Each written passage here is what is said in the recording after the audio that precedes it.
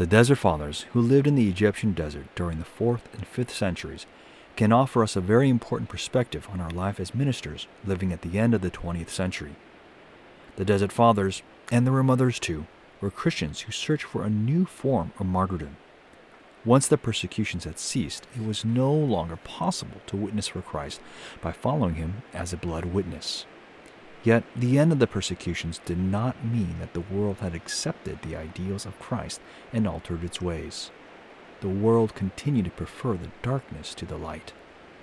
But if the world was no longer the enemy of the Christian, then the Christian had to become the enemy of the dark world.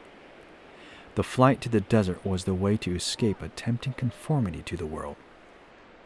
Anthony, Agathon, Macarius, Poemen, Theodora, Sarah, and Syncletica became spiritual leaders in the desert.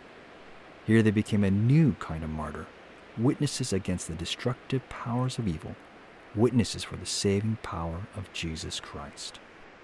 Their spiritual commentaries, their counsel to visitors, and their very concrete ascetical practices form the basis of my reflections about the spiritual life of the minister in our day.